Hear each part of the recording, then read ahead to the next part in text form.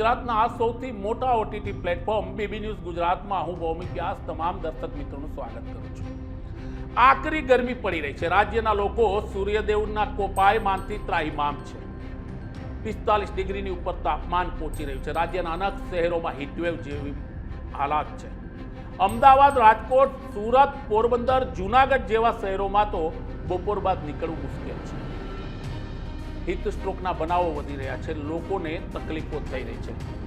જો માણસ પોતે તકલીફ ભોગવતો હોય તો મૂંગા અને લાચાર જાનવરનું શું થતું હશે? આપને જણાવી દે, આવી જે ઘટના ઘટી છે અમરેલીના સાવરકુંડલામાં। સાવરકુંડલાના ગોબા ગામની મેરામણ નદીમાં સિંહ માટે એક અલગ જગ્યા છે અને આ જ ગોબા ગામમાં એક વિડીયો વાયરલ થયો છે। આ વિડીયો જોઈને આપને પણ થશે કે આવું કેમ? જી હા, અમે આપને જણાવી દઈએ કે દિલુભાઈ કુમાણ છે જે ગોબા ગામમાં રહે છે અને તેની વાડી આવેલી છે।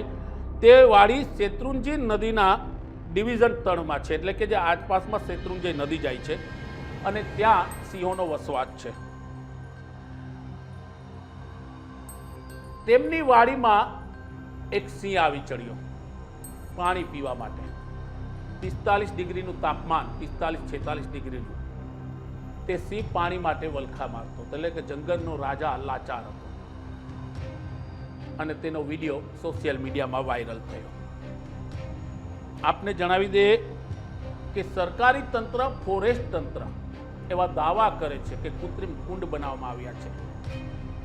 જંગલના રાજાને કે જંગલના મૂંગા પશુઓને પાણી માટે ક્યાંય તકલીફ નહીં પડે, તો આ તમામ દાવાઓ આ વિડીયો પોકળ સાબિત કરે છે।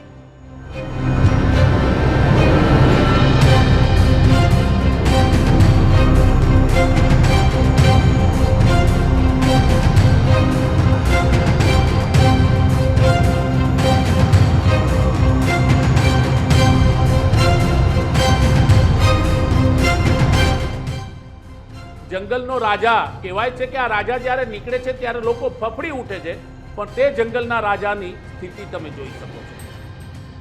લાચાર, મજબૂર, તે પાણી માટે વાડીમાં લગભગ 1 કલાકની આસપાસ આ જંગલનો રાજા ભટક્યો। તે સતત પાણી શોધતો રહ્યો, તેને પાણી પીવતું। 45 ડિગ્રી તાપમાનમાં તેનું શરીર તેનું સાથ નહોતું આપતું।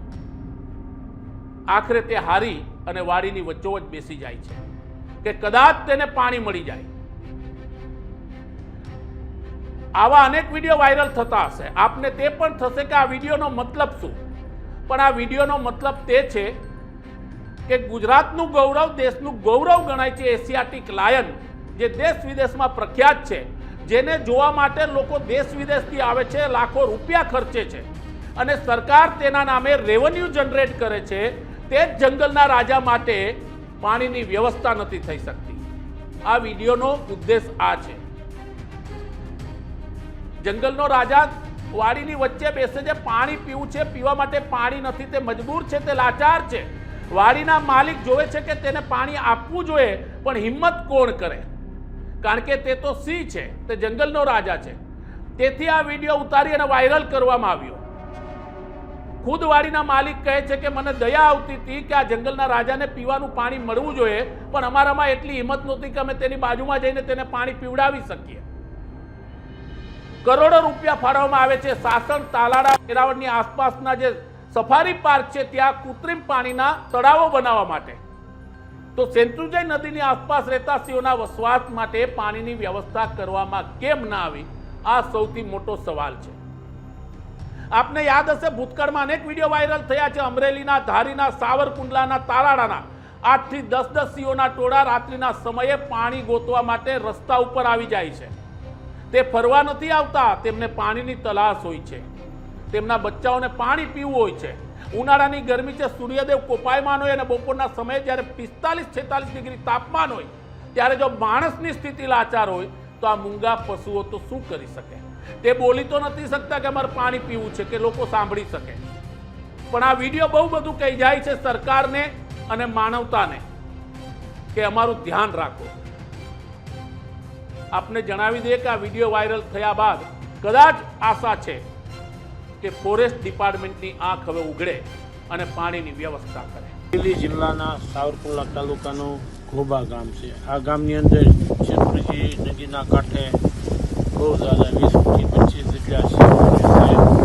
કાલે અમે મેરામણ નદીના કાંઠે એક સિંહ પોતાને 45-46 ડિગ્રી ટેમ્પરેચર તાપમાન સહન ન થતા એક અદ્ભુત દ્રશ્ય જોયું, જેમાં સિંહ મેરામણ નદીના એક પાઇપની અંદર પોતાની રીતે ખાડો કરી અને ગરમીથી બચવા માટે જે પાઇપના સહારામાં બેઠેલો હતો. એને પાણીનો અત્યારે મોટો પ્રશ્ન પણ છે આ વિસ્તારમાં. સિંહને કંઈ પાણી મળી રહ્યું નથી. તો સરકારશ્રી અને ફોરેસ્ટ વિભાગને અમારી વિનંતી છે કે હાલ આ વિસ્તારમાં પાણી માટેના કોઈ પોઈન્ટ બનાવી અને આ જે વાઇલ્ડ લાઈફ છે એમને બચાવે. ગઈકાલે 45 થી 46 ડિગ્રી તાપમાનના કારણે મારી વાડીની બાજુમાં મેરામણ નદી છે. મેરામણ નદીના પટમાં ગઈકાલે સિંહ મેં એવું દ્રશ્ય જોયું કે પોતે પોતાનો જીવ બચાવવા પટમાં એક ખાડો કરે અને બફોલ કરી અને પાણીના અભાવના કારણે એ વલખા મારતો હોય એવું જોવા લાગ્યું મને, અને પાણીની શોધમાં હતો. આ વિસ્તારમાં જો સરકાર પાણીના પોઈન્ટની વ્યવસ્થા કરે ગોબા વિસ્તારમાં તો વાઇલ્ડ લાઈફ બચી રહે.